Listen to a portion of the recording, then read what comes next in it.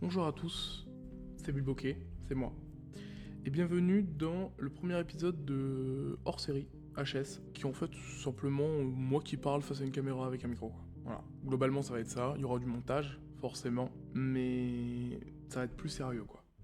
Donc si t'es là pour les vannes, bah je t'invite à aller voir ma dernière VOD, hein, et d'arrêter de casser les couilles, d'accord? Bon, premier sujet de ce HS, ça veut dire quoi être soi-même? Moi depuis l'adolescence, je me la pose cette question. Et c'est passé par plein d'étapes, hein. J'en ai pleuré, j'en ai ri, j'ai cru devenir fou une fois aussi. Je ne savais pas ce que ça voulait dire être soi-même. Je ne savais pas. Pendant longtemps, j'y réfléchi. À la maison, en plus, c'était pas forcément la joie. À l'école non plus, en plus. Pendant cette époque-là, c'était quand même relativement sombre dans ma vie. J'ai pas... Non, il n'y avait pas... Le mec, il a pas... Pendant cette époque de ma vie, je me suis jamais diagnostiqué. Parce que ma daronne, elle voulait pas me faire voir un psy. C'est une histoire compliquée, mais pour la faire court, la dernière fois qu'elle y était, le psy a dit ce qui allait pas chez elle et elle a pris ça comme des reproches. Et ça, encore, un jour j'en parlerai de mes parents. C'est tout un monde. Du coup, j'ai jamais pu le prouver, mais avec le recul, le temps, des amis actuels qui est dans ça, je pense que j'étais dépressif au collège. Après voilà,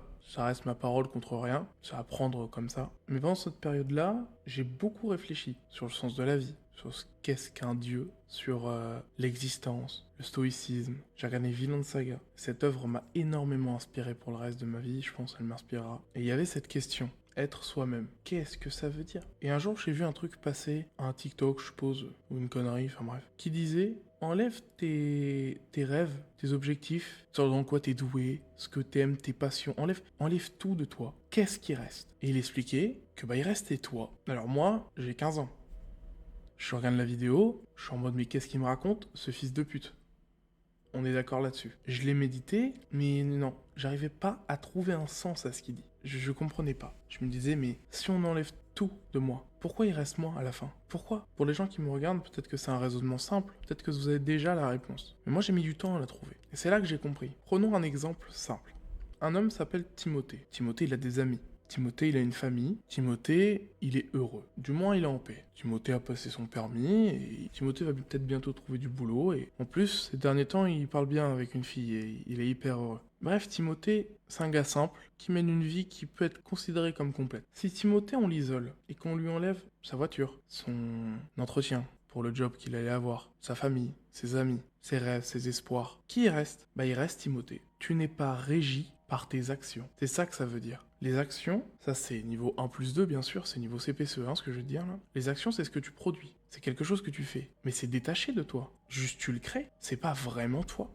Aimer, rire, pleurer, ce sont des actions. Ce n'est pas vraiment toi. Alors dans ces cas-là, c'est quoi moi? C'est qui moi? Dans la phrase faut être soi-même, on n'a jamais parlé de réfléchir à être soi-même, de savoir ce qui était être soi-même. Être soi-même, c'est l'inverse d'essayer de l'être. Bougez pas, vous allez comprendre. Le seul moyen d'être soi-même, c'est de ne pas essayer de le faire. C'est ça, toi. Ce moment où tu agis par instinct. Ce moment où tu agis par envie. Pas sur le pouce. Vous savez, quand vous répondez quelque chose du tac au tac, sans même avoir réfléchi à une réponse. Elle sort d'où la réponse? Vous l'avez réfléchi? Non, mais elle est sortie quand même. Être soi-même, c'est ne pas essayer de l'être. C'est l'être, tout simplement. Le parallèle de la réponse à la phrase était un peu bancal, parce que d'un point de vue purement scientifique, tu l'as réfléchi. C'est extrêmement rapide, mais la réponse, tu l'as réfléchi. Par contre, être soi-même, c'est éviter de réfléchir à l'être. C'est vivre, tout simplement. Lâcher prise sur le soi, parce qu'au fond de nous, cette partie de nous là, qui est la plus proche de notre identité, on ne la contrôle pas. Et que vous le vouliez ou non, personne ne passe sa vie à réfléchir ses actions. Il y a des choses que vous ferez quand même sur un coup de tête. Peu importe que ce soit minime, que ça soit même simplement juste prendre une banane